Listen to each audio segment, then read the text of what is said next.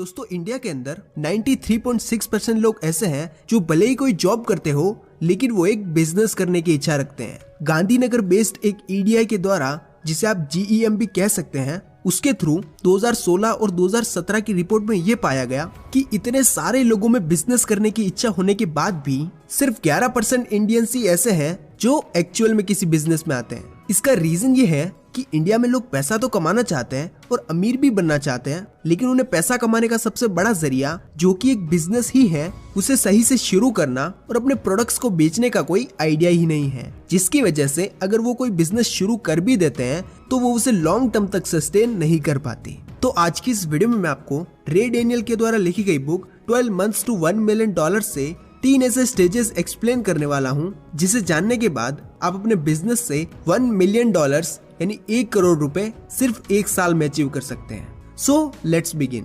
तो इस बुक में ऑथर ने हमें 12 महीने में 1 करोड़ कमाने का स्टेप बाय स्टेप प्रोसेस बताया है, जिसे उन्होंने 3 स्टेजेस में डिवाइड किया है। पहली स्टेज है हसल स्टेज, जो हमें 1 से 4 महीने तक फॉलो करनी है। दूसरी है ग्रोथ स्टेज, जो 5 से 9 महीने तक की होती है। और तीसरी है गोल्ड स्टेज, जो 10 से 12वें महीने तक की होती है। तो अब हम इन तीनों स्टेज को डिटेल में समझते हैं। Stage number 1, the hustle stage. ये स्टेज 1 से 4 महीने तक की होती है। इस स्टेज में आपको ये डिसाइड करना होता है कि what product should I sell. India की सबसे बड़ी कस्टमाइज्ड फैशन वेबसाइट के मालिक प्रभ किरण सिंह और सिद्धार्थ ने जब ये देखा कि इंडिया में लोग सालों से वही घिसा पिटा प्रिंट पहनकर एक ही तरह के शर्ट, टी शर्ट और लोअर पहन रहे हैं, तो उन्होंने देखा कि वेस्टर्न दुनिया में कस्टमाइज्ड फैशन का ट्रेंड शुरू हो चुका है। तो उन्होंने सोचा कि क्यों ना शर्ट और टी शर्ट को भी कस्टमाइज प्रिंट किया जाए, जिससे इंडिया में फैशन ट्रेंड चेंज हो सके।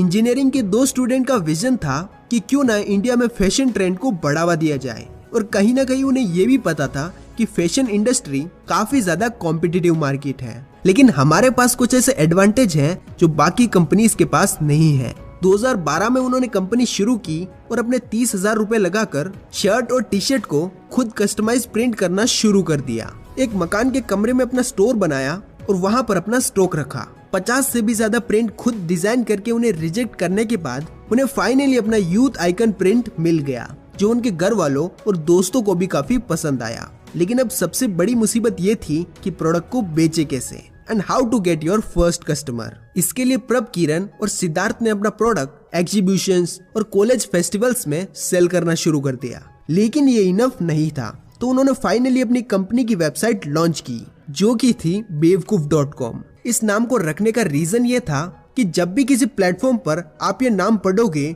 bewkoof.com, तो आप यही सोचोगे कि ये बेवकूफ क्या है, और आपके अंदर क्यूरियोसिटी जनरेट होगी और आप इसे देखना चाहोगे। और जैसे ही कस्टमर्स वेबसाइट ओपन करते तो उन्हें अमेजिंग प्रोडक्ट्स दिखते, जिन पर एवेंजर्स के, यूट्यूबर्स के लोगो लगे हुए होते थे, और सबसे बड़ी चीज कि बाकी ब्रांड से आधे दाम पर। और उनकी ये टेक्निक काम कर गई, और आज के टाइम में bewkoof.com 10 मिलियन कस्टमर्स के साथ 300 करोड़ की कंपनी बन चुकी है। तो उनके स्टार्टिंग हसल के बदौलत आज वो इतना बड़ा ब्रांड बिल्ड कर पाए। और ये होती है किसी भी बिजनेस को शुरू करने की सबसे पहली स्टेज। अब आती है stage number 2, the growth stage. ये स्टेज 5 से 9वें महीने तक की होती है। इस स्टेज में हम ये देखते हैं कि हम कैसे अपने बिजनेस को बड़ा बना सकते हैं। इसके लिए हमें कितनी फंडिंग और कितनी सेल्स पर डे अचीव करनी होगी। ऑथर रयान अपनी इस बुक में लिखते हैं कि हसल स्टेज के बाद जो आपका अगला टारगेट होना चाहिए वो है 25 सेल्स पर डे का टारगेट। ग्रोथ स्टेज में आकर हर बिजनेसमैन और बिजनेस वुमेन को ये सोचना है कि वो कैसे अपने बिजनेस को स्केल अप कर सकते हैं और अपने रेवेन्यू को कैसे इंक्रीज करना है। और ग्रोथ स्टेज में हर एंटरप्रेन्योर को एक टीम बिल्ड करनी होती है, तगड़े सिस्टम और सॉफ्टवेयर को डेवलप करना होता है, जिससे फ्यूचर में कोई प्रॉब्लम ना आ सके। और सबसे बड़ी चीज मार्केटिंग और नेटवर्किंग से अपनी सेल्स को कैसे इंक्रीज करना है, जिससे डेली 25 सेल का टारगेट अचीव हो सके। इसके लिए रायन अपने दोस्त मार्कस का एग्जाम्पल देते हैं। मार्कस एक तगड़े हसलर थे। उन्होंने कई मल्टीपल वेंचर्स शुरू किए। उनका जो फर्स्ट टॉयज का वेंचर था वो बुरी तरीके से फेल हुआ, क्योंकि उस समय उन्हें इनकी इतनी नॉलेज नहीं थी, और उसी से उन्होंने 3 इंपॉर्टेंट चीजें सीखी। Number 1, how to create a impactful product. Number 2, how to sell it properly. और number 3, how to market it properly. उन्हें इन सब चीजों की नॉलेज तब मिली जब उनका प्रोडक्ट हिट नहीं हुआ और उन्हें लॉस फेस करना पड़ा। और जब उन्होंने लॉस फेस किया तो वो निकल पड़े अलग अलग एंटरप्रेन्योर से नॉलेज लेने के लिए। और इसी नेटवर्किंग के दौरान उनकी मुलाकात होती है दुनिया के नंबर 1 पॉडकास्टर मिस्टर जो रोगन से। जो ने उन्हें अपने पॉडकास्ट में बुलाया और पूछा कि अभी आप कौन से बिजनेस में हो। तो मार्कस ने उन्हें बताया कि अभी मैं ऐसे सप्लीमेंट्स पे काम कर रहा हूँ जो आपकी मेंटल पावर और फोकस को इंक्रीज करता है। जो रोगन ने जब ये आइडिया सुना तो उन्हें ये काफी इंटरेस्टिंग लगा और उन्होंने मार्कस को जल्द से जल्द प्रोडक्ट बनाने को कहा। और जब मार्कस ने वो प्रोडक्ट बनाकर जो रोगन को टेस्ट कराया तो उन्हें सच में वो प्रोडक्ट काफी पसंद आया। और उसके बाद जो ने मार्कस के साथ 50% पार्टनरशिप के साथ ये बिजनेस शुरू किया। और जो रोगन एक ऐसा नाम है जिसको पूरी दुनिया जानती है और उनके मिलियंस ऑफ फॉलोअर्स हैं। और जब जो रोगन ने अपने पॉडकास्ट में उन सप्लीमेंट्स को प्रमोट किया तो बिजनेस अपने आप ही बढ़ने लगा। और उसके बाद मार्कस ने एक और प्रोडक्ट बिल्ड किया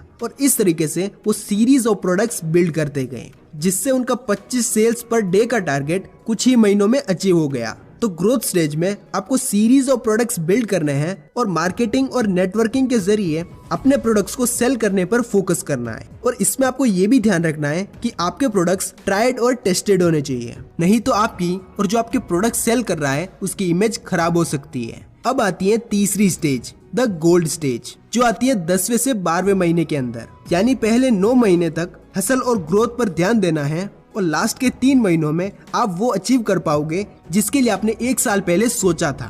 गोल्ड स्टेज एक ऐसी स्टेज है जिसमें एक एंटरप्रेन्योर को अपना फोकस ग्रोथ और सेल्स से हटाकर बिजनेस डेवलपमेंट और न्यू आइडियाज पर शिफ्ट करना चाहिए। यानी most of time branding, marketing और कस्टमर्स पे देना होता है। नए प्रोडक्ट की लॉन्च, उनकी टेस्टिंग, ब्रांड एंडोर्समेंट, इन सभी पर ध्यान देना होता है। साथ ही साथ अपने बिजनेस की website development, social media platform, Google ads, Facebook ads, Instagram marketing, इन सभी चीजों पर भी काम करना होता है। क्योंकि इस स्टेज में आने के बाद आप अपना मेन काम जो कि प्रोडक्ट मैन्युफैक्चरिंग है उसे ऑटोमेट कर चुके होंगे और आप एक as a owner of the business वो सब कुछ करेंगे जिससे लोगों को आपके बिजनेस के बारे में पता चले और वो आपके बिजनेस के बारे में जाने। इंडिया में इसका सबसे अच्छा एग्जाम्पल है ओयो, जिसके फाउंडर रितेश अग्रवाल के दिमाग में ये आइडिया तब आया जब वो टाइट बजट के कारण एक गंदे से रूम होटल में रुके थे। तो उन्होंने सोचा कि क्यों ना इस टाइट बजट में ही लोगों को अच्छी सर्विस दी जाए। अपने फ्लैगशिप मॉडल के जरिए